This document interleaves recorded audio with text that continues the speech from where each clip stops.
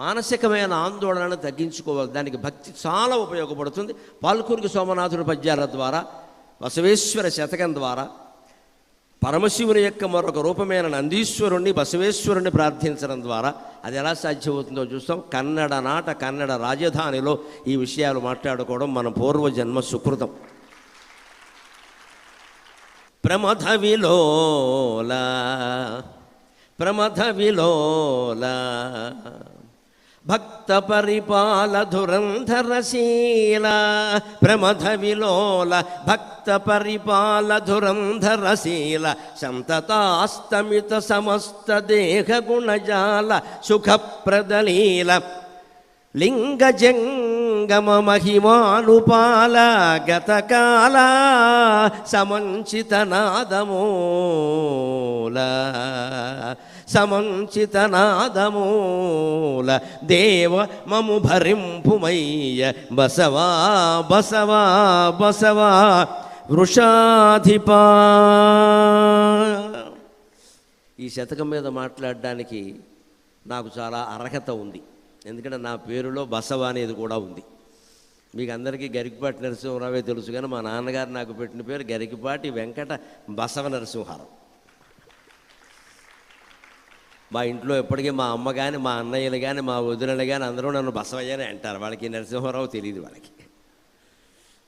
నేను మా నాన్నగారిని అడిగాను కూడా, ఎవరికి పెట్టేది నాకు ఇది పెట్టాము ఏమిటంటే, మన ఊళ్ళో రామలింగేశ్వర స్వామి ఆలయం ఉందిరా, ఇది రామలింగేశ్వరుడు పేరు ఊళ్ళో చాలామందికి పెట్టేశారు, అందుకే నీకు ఇది పెట్టాను అన్నాడు.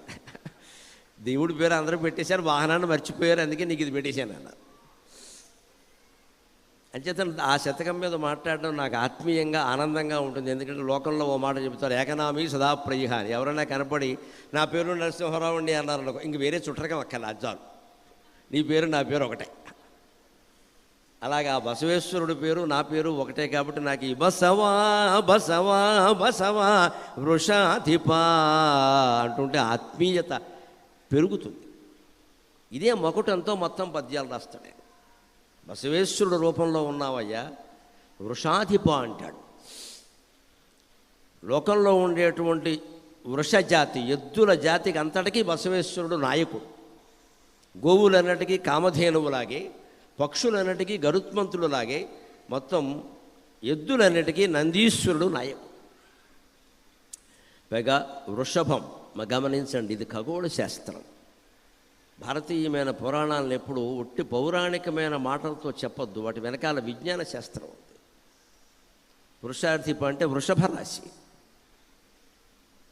అశ్వినీ భరణీ కృత్తికా పాదం మేషం కృత్తికా స్త్రయగ రోహిణి మృగశిరార్థం వృషభం. ఒక్కొక్క రాశికి 9 పాదాలు ఉంటాయి. 12 ఉంటాయి, 12 9 108 పాదాలు, 27 నక్షత్రాలు. వృషభ రాశిలో ఏముంటాయి? కృత్తిక స్త్రయగ. కృత్తిక 3 పాదాలు ఉంటాయి. రోహిణి 4 పాదాలు పూర్తిగా ఉంటాయి.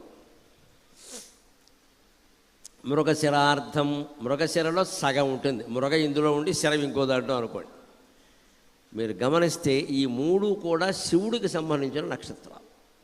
కృత్తిక 6 కృత్తికలు పెంచినవాడే కార్తికేయుడు కుమారస్వామి, ఆయన శివుడు 2వ కుమారుడు. రోహిణి చంద్రుడి భార్యలలో ఆయనకి బాగా ఇష్టమైంది. భార్య భర్త మేనల్లుడు తోడల్లుడు ఇవన్నీ పురాణాల్లో ఎందుకు చెబుతారంటే మనకు అర్థం కావడానికి. చంద్రుడికి భార్య ఏమిటి అర్థం లేకుండా, చంద్రుడు ఒక గ్రహం అని తెలియదా ఋషులకి? తెలుసు. ఆయన మనిషి అనుకోకూడదు, ఆయన దేవత కాదు, ఒక గోళం, తెలుసు అందరికీ అది. చంద్రుడికి రోహిణి అంటే ఎందుకు ఇష్టమండి? చంద్ర నక్షత్రం చంద్రుడి దగ్గర ఎక్కువ కాంతివంతంగా ప్రకాశించే నక్షత్రం రోహిణి.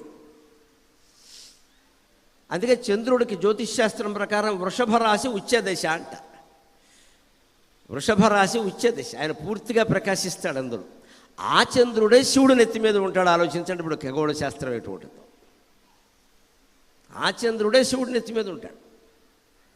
రోహిణి అంటే చంద్రుడికి బాగా ఇష్టం. అశ్విని భరణి కృత్తిక రోహిణి మృగశిరార్ద్ర పునర్వసు ఇలా 27 నక్షత్రాలు ఉండగా, పోనీ వాళ్ళందరినీ భార్యలంటే అనండి, మనకు అర్థం కావడం కోసం తప్పేం లేదు. రోహిణి అంటే ఎందుకు ఇష్టం? ఎవరికైనా ఎవరంటే ఎక్కువ మనని ఎవరు ప్రేమిస్తారో, మనకు ఎవరు ఏదైనా కట్నాలో కానుకలో ఏదైనా ఎక్కువ ఎవరిస్తారో వాళ్ళంటే ఇష్టం ఉంటుంది కదా. వృషభ రాశిలో 4 పాదాలు ఉన్నది రోహిణి నక్షత్రం ఒకటే. కృత్తికి 3 పాదాలే ఉంది, మృగశిర 2 పాదాలే ఉంది, రోహిణి పూర్తిగా ఉంది. అందుకని ఇష్టం రోహిణి అంటే అంతకంటే. జ్యోతిష్ శాస్త్రాన్ని, ఖగోళ శాస్త్రాన్ని పూర్వం పిట్ట కథల రూపంలో, పౌరాణిక కథల రూపంలో, మానవ సంబంధాల రూపంలో చెప్పారు. అదే నిజం అనుకుని వేలాడితే మనకి అజ్ఞానం తప్పితే జ్ఞానం ఉండదు. భారతదేశంలో శాస్త్రీయ విజ్ఞానం పెరక్కపోవడానికి ఇదొక కారణం ప్రధానంగా.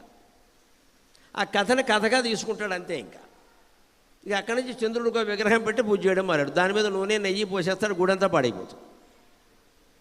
లేకపోతే చంద్రగ్రహం కుజగ్రహం చుట్టూ తిరుగుతూ ఉంటాడు. ఇంకా వీడు పట్టిన అసలు గ్రహం వేరే. నేను ఎక్కడో ఓ చోట మనం చూశాను, నేను ప్రవచనానికి వెడితే అక్కడ శివాలయం ఉంది. శివుడి చుట్టూ ఎవరో తిరగట్లా, నవగ్రహాల చుట్టూ మాత్రం 20 మంది తిరిగేస్తున్నారు. అయ్యి బాబోయ్, శివుడు ఎంతలోకి వైపువాడు అనుకోను. ఇక్కడ శివాలయం ఉంది, అమ్మవారి ఆలయం ఉంది, ఎవడు తిరగట్లా. 2-3 ముసలాళ్ళ పాపం బాగుండదని శివుడు ఏమైనా అనుకుంటాడేమో అని తిరుగుతున్నాడు. ఏమైనా ఫీల్ అవుతాడు పాపం అని. మొత్తం కుర్రాళ్ళు ఇంకా మిగిలిన వాళ్ళు పెద్దవాళ్ళు కూడా ఆ నవగ్రహాలు అక్కడ తిరగడానికి చోటు లేదు. నవగ్రహాలు ఎన్ని చిన్న ఓ మూల పెడతారు అంతే కదా. తిరిగి వస్తున్నారు, ఓ 25 మంది తిరిగి వస్తున్నారు. నాకు కొంచెం ఆ హోటల్ రూమ్లోంచి కాసేపు చూశా, నాకు కావలసిన పాయింట్ దొరికేసింది. ఒక కుర్రాడు తిరుగుతున్నాడు, 22 ఏళ్ళు ఉంటాయి వాడికి సుమారుగా. ఇలా తిరుగుతున్న వాడు ఉన్నట్టుండి ఆర్బిట్ మార్చాడు, తిరిగే కక్ష మార్చాడు. ఎందుకు? 18 ఏళ్ళ అమ్మాయి ముందు తిరుగుతోంది, దాని వెనకాల తిరుగుతున్నాడు. వాడు అంతవరకు ముసలావిడ వెనకాల తిరిగాడు మామూలుగా లైన్లో. ఆవిడెవరో పెద్ద ఆవిడ ఉంది అక్కడ, మామూలుగా తిరిగాడు. 18 ఏళ్ళ అమ్మాయి కనపడేసరికి వీడు ఆర్బిట్ మార్చేశాడు. ఇక అక్కడి నుంచి మహా ఉత్సాహంగా తిరుగుతున్నాడు. అప్పుడు నాకు అనిపించింది, వీడు ఇంతకీ శని పోగొట్టుకుందుకు వచ్చాడా, పట్టించుకుందుకు వచ్చాడా? ఇప్పుడు శని ఉందనే కదా తిరిగేది. ఇప్పుడు కొత్తగా ఈ అమ్మాయిని పట్టుకుని నువ్వు దాని వెనకాల తిరిగితే నీకు శని పట్టుకుందా పోయిందా? పట్టుకుంది కొత్తగా. ఇంక నవగ్రహం ఎందుకు? ఇదే మన అజ్ఞానం. అసలు మనకున్న కోరిక మంచిదేనా, అది తీరవలసిన అవసరం ఉందా అని ఆలోచించు. అది తీరాలంతే. మనం ఏమైనా శ్రీ మహావిష్ణువా ప్రతి సంకల్పం నెరవేరడానికి? ఇక్కడ అవసరమా?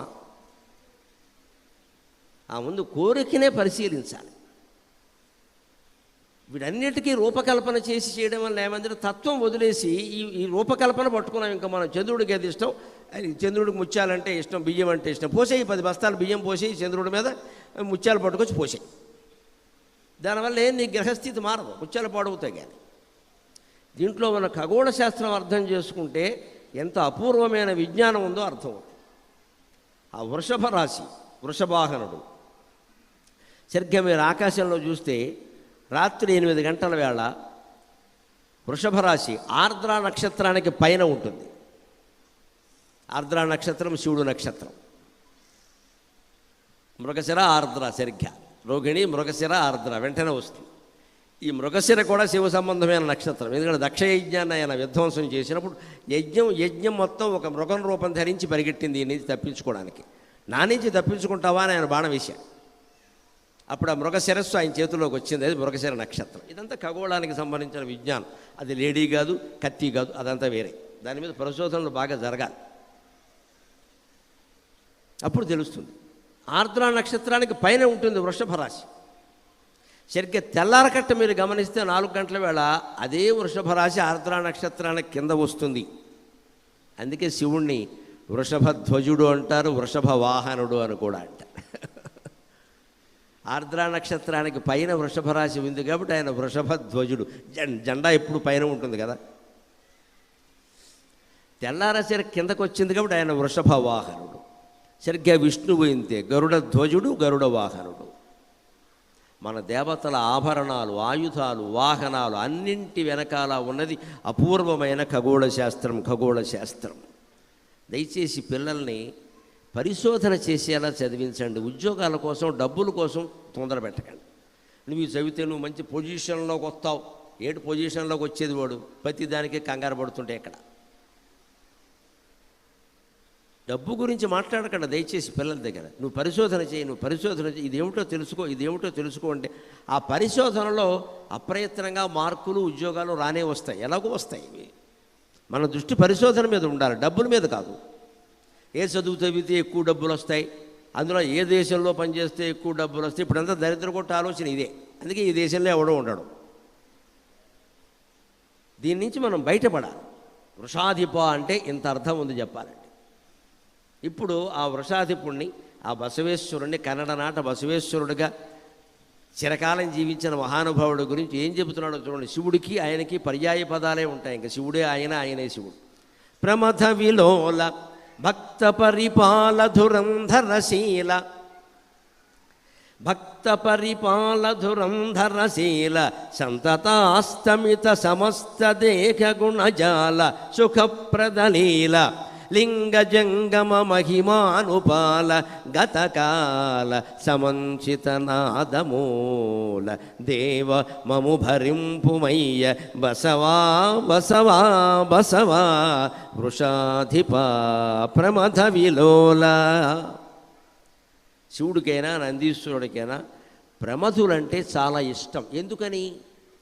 దేవుడికి ఏదైనా ఇష్టం అన్నారు అంటే కాస్త తాత్వికంగా ఆలోచించాలి. దేవుడికి ఇష్టాయిష్టాలు ఉండవు, జీవుడికి ఉంటాయి. మనకున్న ఇష్టాయిష్టాలు రాగద్వేషాలు ఉంటాయి. దేవుడు ఎలా అవుతాడండి? దేవుడికి ఏదైనా ఇష్టం అన్నారు అంటే ఒక కారణం ఉంటుంది. ప్రమథులంటే అర్థం ఏమిటి? ప్రకృష్టం మథనాతీతి ప్రమథా. బాగా మధించి మధించి మధించి ఆలోచిస్తారు విషయాన్ని. వాళ్ళు ప్రమథులు. భూత ప్రాతిపిశాచాలని చెప్పి సినిమాల్లోనూ నాటకాల్లోనూ పెద్ద పెద్ద కళ్ళు భూతాలు వేసేసి చూపిస్తారు వాళ్ళని దరిద్రంగా, దెయ్యాల్లాగా. శివుడి దగ్గర ఉండేవాళ్ళు దెయ్యాలా? శివుడంటే జ్ఞానం, శివుడంటే ఆలోచన, ఆలోచన తీవ్రత. ఆలోచనలో ఉన్నమాట గమనించండి. ఆ తీసేయండి లోచనం, ఆ త్రిలోచనం ఆయన ఒక్కడికే ఉంది. ఆలోచన అంటే లోచనం, లోచనం అంటే కన్ను. తీవ్రమైన ఆలోచన, తీవ్రమైన తపన, అదే ప్రమథులు. అందుకే శివుడికి ప్రమథులు అంటే చాలా ఇష్టం. మనం కూడా ఆత్మతత్వాన్ని గురించి, భగవతత్వాన్ని గురించి తీవ్రంగా ఆలోచిస్తే మనం శివుడికి ఇష్టమవుతాం.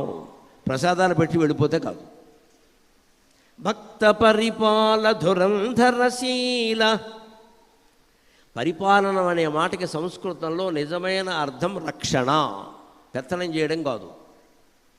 పాలన అంటే రక్షణ, పాలకులు అంటే రక్షించేవాళ్ళు. అందుకే మంత్రి పదవిని, ముఖ్యమంత్రి దాన్ని పదవి అనకూడదు, బాధ్యత. It's a responsibility, not power. మంత్రి బాధ్యత, ముఖ్యమంత్రి బాధ్యత. పదవి ఏమిటండి? పదవి అనగానే భోగాలు మొదలయ్యాయి. ఇక్కడ దానికోసం కొట్లాటలు మొదలయ్యాయి. బాధ్యత అన్నాం అనుకో, అందరూ తప్పుకుంటారు. బాధ్యతలు ఎవరు తీసుకోరు ఈ దేశంలో, పదవులే తీసుకుంటారు. భక్తులని పరిపాలించడం, ఆ పరిపాలనలో ధురంధరశీలం కలిగిన వాడు. ధురంధరం అంటే ధురంధరతీతి ధురంధరగా, ఎంత బరువైనా మోస్తాడు. ధురంధరగా అంటే అర్థం. ఆయనకి భక్తుడికి ఇచ్చిన మాట తప్పొద్దు అనేది భగవంతుడికి నియమం, శివుడికి ప్రత్యేకంగా. అందుకే బాణాసురుడు ఇంటి ముందు కాపలా కాశాడు. బాణాసురుడు మహాతపస్సు చేశాడు. ఎవడు బాణాసురుడు? బలిచక్రవర్తి మనవడు. బలిచక్రవర్తి ఎవరు? ప్రహ్లాదుడికి మనవడు. ప్రహ్లాదుడు మనవడు బలిచక్రవర్తి అయితే, బలిచక్రవర్తి మనవడు బాణాసురుడు. బలిచక్రవర్తి ఇంటి ముందు మహావిష్ణువే కాపలా కాస్తాడు. ఆయనే మన సంక్రాంతి పండుగ నాడు రథంలో వస్తాడు. బలిచక్రవర్తి రథం అంటారు దాన్ని. ఆయనకు పట్టిన యోగం. బాణాసురుడు ఇంటి ముందు శివుడు కాపలా కాశాడు. ఎందుకంటే శివుడు భక్త వశంకరుడు. బాణాసురుడు మహాతపస్సు చేసి శివుడు ప్రత్యక్షం కాగానే ఏమన్నాడంటే, నువ్వు నా ఇంటి ముందు కాపలా కాయాలి, ఎవరు శత్రువులు ఎవరు జయించుకున్నాడు. వెంటనే ఒప్పేసుకున్నాడు వాచ్మెన్ డ్యూటీకి. నన్ను వాచ్మెన్ చేయమంటావా అని అలా. అదే భక్త పరిపాల ధురంధరశీల. కన్నడ నాట బసవేశ్వరుడు అంతే. ఎంతమంది భక్తుల్ని ఆయన కాపాడాడు, శివభక్తుల్ని. ఇప్పుడు మూడవ మాట చూడండి, మనం అంతా నేర్చుకోవాలి నిజంగా. సంతతస్తమిత సమస్త దేహ గుణజాల.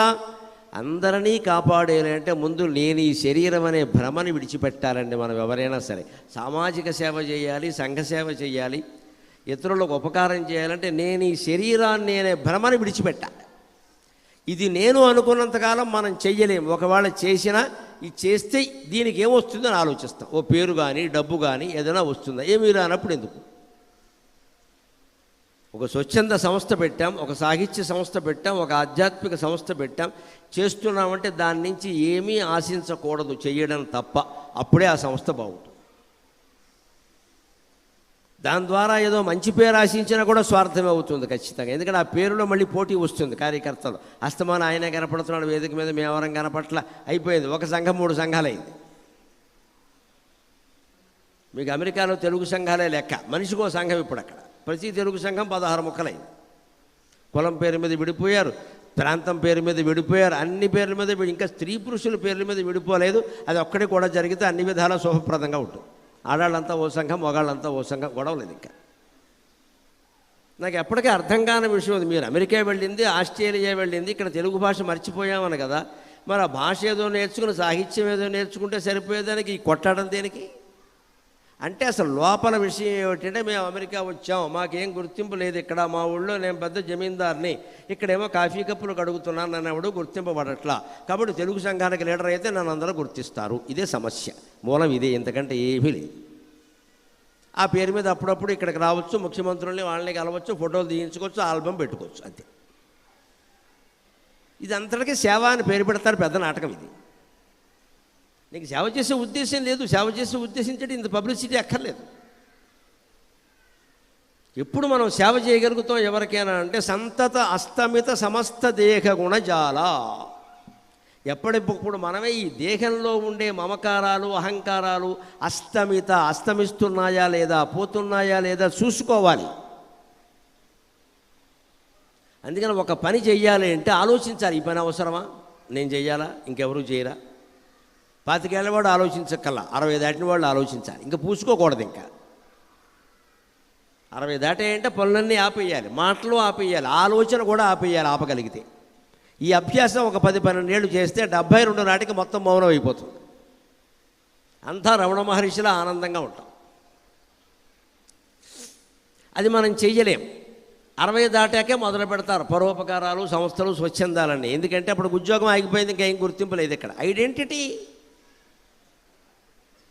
ఏదో సమాజంలో కాస్త ఆయనండి ఈయనండి ఆయన ఏదో చేస్తూ ఉంటాడంటే అదో గౌరవం. అంటే లేనిపోని ఇదివరకు ఉద్యోగంలో ఉండే గౌరవం నువ్వు ఇంకో చోట ఆశిస్తున్నావు. అంటే ఈ దేహం మీద నీకు మమకారం ఏమీ తగ్గలేదు, దీనికి సంబంధించిన లక్షణాలన్నీ అలాగే ఉన్నాయి. అంటే దేహానికి సంబంధించిన లక్షణాలు, అహంకార మమకారాలు తగ్గించుకుంటే తప్ప ఎవరికీ ఉపకారం చెయ్యలేం.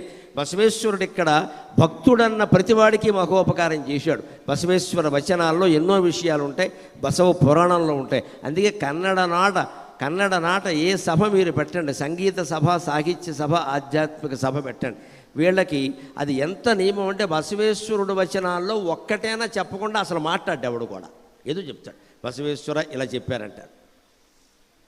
అంత ప్రాధాన్యం ఎందుకు వచ్చింది? ఆయన దేహాన్ని మర్చిపోయి శివుడికి అర్పించినట్టుగా ప్రవర్తించి లోకానికి అంతటికి ఏం ఉపకారం చేయాలో అది చేశాడు. సంతతస్తమిత సమస్త దేహ గుణజాల సుఖప్రదలీల. మనం ఎందుకు సుఖంగా ఉండలేకపోతున్నాం, ఆయన ఎందుకు సుఖంగా ఉన్నాడు అంటే దేహాన్ని మర్చిపోయాడు ఆయన. ఒళ్ళు మర్చిపోయి మాట్లాడుతున్నాడు అంటారు. తెలుగులో తిట్టుపదాలు కూడా చాలా గొప్పవండి. ఒళ్ళుపై తెలియకుండా మాట్లాడుతున్నాం, అది ఆశీర్వచనం.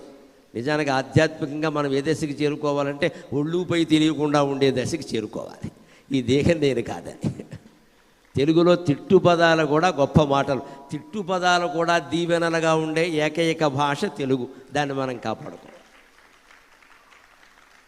కోపం వస్తే ఏమంటారో తెలుసా? బాగా కోపం వస్తే నిలువునా పాతేస్తా అంటారు. అడ్డంగా పాతకూడదా? నిలువున ఎవరిని పాతుతారో తెలుసా? కంచి పరమాచార్య పరమపదిస్తే నిలువునా పాతిస్తారు. సద్గురు శివానందమూర్తి గారు పరమపదిస్తే నిలువునా పాతిస్తారు. ఎవరిని అలా నిలువునా పాతుతారు? అలా కూర్చున్న వాళ్ళని పడుకోబెట్టారు.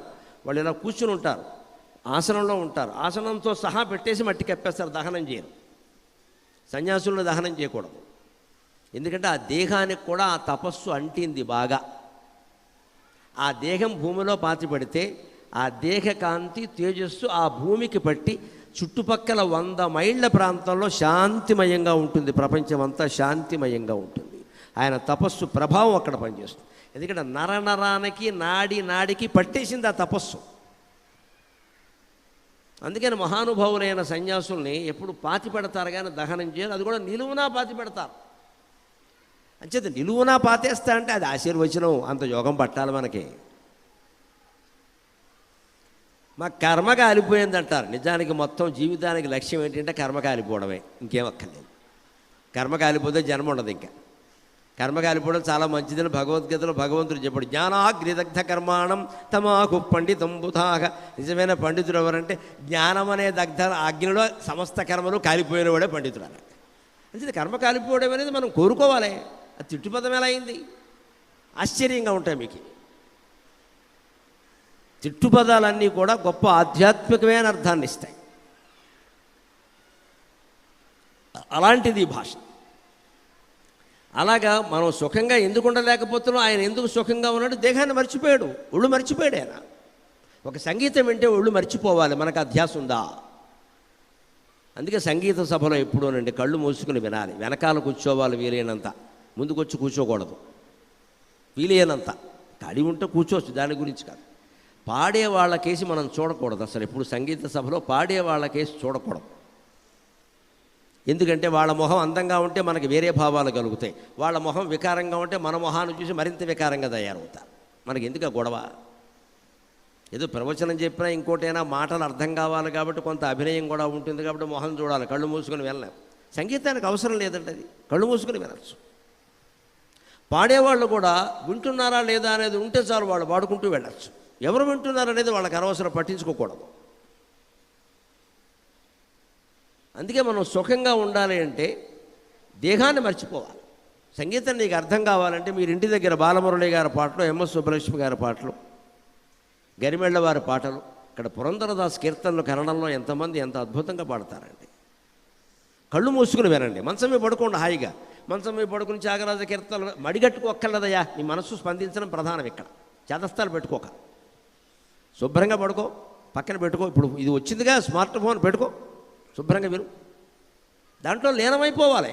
అసలు ఆ లీనమైపోయిన స్థితిలో ప్రాణమే పోతే అంతకంటే అదృష్టవంతుడు భూమి మీద లేడు, వెళ్ళిపోయాడు గొడవని. త్యాగరాజుకు పట్టలేదు ఆ అదృష్టం. అంతగా లీనమైపోవాలి, ఒళ్ళుపై తెలియకపోవడం అంటే. అప్పుడు సుఖంగా ఉంటాం మనం. సంగీతంలో ఒక గొప్పతనం ఏమిటంటే సాహిత్యం ఆలోచిస్తే కానీ అర్థం కాదు, సంగీతం ఆలోచించకుండానే అర్థం అవుతుంది. పనిలో పని ఇంకో మాట చెప్పుకుందాం. సాహిత్యం ఆలోచిస్తే కానీ అర్థం కాదు, సంగీతం ఆలోచించకుండానే అర్థం అవుతుంది. ఎంత ఆలోచించినా అర్థం కాంది సంసారం ఒక్కటే. అసలు ఇందులో ఎందుకు చేరాము, పెళ్ళి ఎందుకు చేసుకున్నాం, చేసుకున్న వాళ్ళని తిన్నగా ఉండక ఎక్కడో ఏదో లోకాల్లో సుఖంగా ఉన్న జీవుల్ని మళ్ళీ ఇద్దరినో ముగ్గురినో కిందకి ఎందుకు లాగాం? 2 గుర్రాలను 2 గాడిదలను కిందికి లాగాం కదా, మళ్ళీ వాళ్ళని తినగా ఉండలేకుండా. ఈ ఇద్దరిని పెంచేసరికి మన పాటలు అయిపోతున్నాయి ఇక్కడ. నేను ఇంత తెచ్చుకున్నాక 60 ఏళ్ళు దాటాక ఈ పెద్ద మనిషి ఆడదు కానీ మగవాడు కానీ అసలు ఈ సంసారం ద్వారా నేను సాధించింది ఏమిటి అంటే తలనొప్పి తప్పితే ఏమీ లేదు. ఇక్కడ ఏమీ లేదు. నీకు ఉపయోగపడేది ఇందులో రవ్వంత లేదు. ఇక సంసారే బహువిస్తారే అంటారు. అందుకే ఏమీ లేదు నిజానికి. ఆలోచించండి. 40 ఏళ్ళకే వచ్చేస్తుంది ఇప్పుడు చాలామందికి. అందుకే ఇప్పుడు యువకుల్ని మీరు గమనించండి, 40కే బట్టతల, 40 కూడా కాదు 30, పెళ్ళవగానే బట్టతల. ఎందుకని? ఏమి లేదని అర్థమైపోయింది మహానుభావులకి. అంటే జీవితంలో సుఖంగా ఉండాలి అంటే శరీరం మరిచిపోయి వినాలి సాహిత్యం కానీ సంగీతం కానీ. లింగ జంగమ మహిమానుపాల. లింగస్వరూపుడు అంటే శివుడు, జంగములు అంటే శివభక్తులు. వీళ్ళ యొక్క మహిమలను ఎప్పుడూ ప్రచారం చేస్తాడు, రక్షిస్తాడు. మహిమలు ఎందుకు ప్రచారం కావాలి? ఒక పరిమితి మేరకు ప్రచారం కావాలి. ఎందుకంటే పామరులైన వాళ్ళకి నమ్మకం కలగాలంటే మహిమ ఉండాలి, లేకపోతే వాళ్ళు నమ్మరు. ప్రాజ్ఞుడైన వాడు సంగతి వేరు. ఒక వ్యాసుడికో, ఓ దుర్వాసుడికో, ఓ వాల్మీకో, ఒక జ్ఞాని అయిన వాడుకో దేవుడి మీద నమ్మకం కలగడానికి మహిమ అవసరం లేదు. కానీ పల్లెటూళ్ళలో ఉండి పెద్దగా ఏమీ తెలియని వాడికి దేవుడు గుళ్ళో మహిమ ఉందనే విషయం లేకపోతే వాడు దేవుణ్ణి నమ్మడు. నేను అనుకున్నది జరిగిందా లేదా అంటాడు. నేను ముత్యాలమ్మకి దండం పెట్టుకున్నా, మా అబ్బాయికి జ్వరం తగ్గిపోయింది, ఆయన కోడిని వేసేస్తాడు, కోడి కోసేస్తాడు. మరి కోడికి జ్వరం వస్తే వీళ్ళ అబ్బాయిని వేసేస్తాను ఎందుకు మొక్కుకోదో నాకు ఎప్పటికీ అర్థం కాదు. మరి కోడికి వచ్చింది అనుకోండి జ్వరం, వాడు అది కూడా ఆ ముత్యాలమ్మ దగ్గరికి వెళ్ళి, ముత్యాలమ్మ నాకు జ్వరం వచ్చింది, వాడు కొడుకుని వేసేస్తా, నువ్వు మొక్కేయాలి కదా. ఎందుకంటే దేశంలో మానవ హక్కుల సంఘాలు ఉన్నాయి కానీ కోళ్ల హక్కుల సంఘాలు, కుక్కల హక్కుల సంఘాలు లేవు. అవి మనకు లోకువా. నీ కొడుకు జ్వరం వస్తుందా, కోడిని వేసేస్తావా? కోడిని ఎందుకు, నీ కొడుకునే వేసాయి. నేను మొహమాటం లేకుండా చెబుతున్నానండి. శివభక్తి ఎంత గొప్పది అంటే, శివభక్తుల చరిత్రలు ఎంత విచిత్రంగా ఉంటాయంటే, హరవిలాసంలో చిరుతొండ నంబి అనేవాడు తన కొడుకుని భగవంతుడికి అర్పించేస్తారండి. అనుమానం లేదండి, తన కొడుకునే అర్పిస్తాడు. ఇక్కడ బసవేశ్వరుడు దాంట్లో కూడా ఆయన ఇంటికి ఒక ఆయన భోజనానికి వస్తే పెద్ద పెద్ద ముద్దలు చేసి ఆయన పెడుతూ ఉంటే ఎంత అన్నం పెట్టినా తినేసెట్ట. ఇంకా రాని అంటున్నట్ట పరీక్ష. చివరికి బసవేశ్వరుడు ఇంకా నా దగ్గర ఏం లేదండి, ఆయన ముందు సాష్టాంగం పడుకుని నన్నే తినేయండి బాబు అన్నట్ట. ఇంకా నా దగ్గర ఏం లేదు, అర్పించేశాడు శరీరాన్ని. శివభక్తుల్లో ఆ వీరత్వం ఉంటుంది, అందుకే వీరసేవులు అంట. శివుడి కోసం ఏమైనా చేస్తాం మేము, మా శరీరం కూడా మాకు ఎక్కల. మీకు శ్రీశైలం లెక్క. శ్రీశైలం వెళ్ళినప్పుడు ఎక్కడైనా అక్కడ ఒక గొయ్యిలో ఉండి ఒక విచిత్ర ప్రదేశం ఉంటుంది, అందరూ వెళ్ళి చూసి వస్తారు. దాన్ని వీరశీల ఏదో అంటారు. అక్కడ తలకాయ నడికేసుకున్నారు. ఎందుకంటే శ్రీశైలం ఆ రోజుల్లో, ఈవేళ కాదు, కొన్ని వందల ఏళ్ల క్రితం శ్రీశైలానికి వెళ్ళడం చాలా కష్టం. కొండల మధ్యలో లోయలో కింద ఉంటుంది అది, ఇప్పటికే అంతే. ఆ కొండ దాటి అక్కడికి వెళ్ళేసరికి ఇంకా విపరీతమైన శ్రమ. అక్కడ అతనికి ఎంత వైరాగ్యం కలిగేదంటే, నేను ఎంత శ్రమపడి ఇక్కడికి వచ్చి ఈ లింగాన్ని చూశాక ఇంకా మళ్ళీ బతికి ఉండకూడదు, ఈ దరిద్ర ప్రపంచం నాకు అనవసరం అని వీరశైవులు అక్కడ అర్పణ చేసేసుకున్నారండి తమని తామే. అది ఏదో పిచ్చి పని కింద బయట వాళ్ళకి అనిపించవచ్చు, కానీ వాళ్ళకేమనిపించింది అంటే, ఇంత మహత్తరమైన దర్శనమైంది, మళ్ళీ ఇంటికి వెళ్ళి అధవసంత దోసకాయలు ఆనపకాయలు ఎవడికి ఇవన్నీ తీసిపారే, ఎవడు పడతాడు, వదిలేశారంతే వాళ్ళు. అది బసవేశ్వరుడు లక్షణం. లింగ జంగమ మహిమానుపాల. అందుకని శివుడు యొక్క మహిమని, జంగముల మహిమని ఆయన ప్రచారం చేసి రక్షించేవాడు. గతకాల, ఇది మనం బాగా గ్రహించాలి. గతకాల, కాలహ అంటే యముడు అని అర్థం ఉంది. యముణ్ణి కూడా భగవద్భక్తుడైన వాడెవడు లెక్క పెట్టాడు. ఎందుకు లెక్క పెట్టాడు?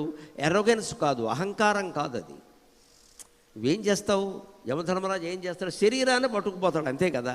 ఆ శరీరం మాది కాదు అని మాకు అర్థమయ్యాక నువ్వు పట్టుకెళ్ళిపో, అద్దడా కమ్ముకో, మాకెందుకు ఇది అనే జ్ఞానం ఉంటుంది. అందుకే వాడు శరీరాన్ని యముడిని లెక్క పెట్టాడు.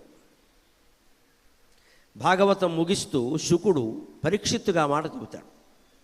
7 రోజుల్లో భాగవతం చెప్పాడు అంటారు కదా. 7వ రోజు సాయంత్రం 5 గంటల సమయంలో శుకుడు విచిత్రమైన మాట మాట్లాడతాడు. అది చదివితే భాగవతం అర్థమవుతుంది. ఎంతసేపు 7 రోజులు 14 రోజుల నియమాలు పెట్టుకోవడం కాదు ఇక్కడ. ఆ చివరిలో ఒక మాట అంటాడు ఆయన, పరీక్షిన్ మహారాజా, సాయంత్రం 5 దాటింది, అప్పుడు గడియారం లేకపోయినా లెక్క ఉందిగా. 7వ రోజు సాయంత్రం నువ్వు బ్రాహ్మణ శాపం కారణంగా మరణిస్తావు, ఇందులో తిరుగులేదు. భాగవతం వినడం వల్ల నీకు మృత్యువేమీ తప్పదు, మృత్యువు రావడం ఖాయం.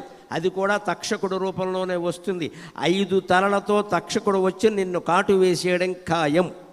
కానీ అప్పటికి నువ్వు ఎంత జ్ఞాన సంపదతో ఉంటావు అంటే, దశంతం దక్షకే బాధే లేలిహానం విషాననై నద్రక్షసిస్వం శరీరం విశ్వం చ పృథగాత్మనగా అని భాగవతంలో 12వ స్కంధంలో చెబుతాడు శుకుడు పరీక్షిన్ మహారాజుకు ముగిస్తూ.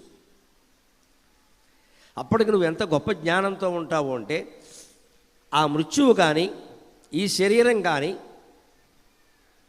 తక్షకుడు కానీ, ఏది కానీ ఆత్మ కంటే భిన్నంగా లేవు, నా ఆత్మ కంటే భిన్నంగా లేవు, అంతా ఒక్కటే, అదే నేను అనే అద్వైత జ్ఞానం నువ్వు పొందగలిగి ఉంటావయ్యా.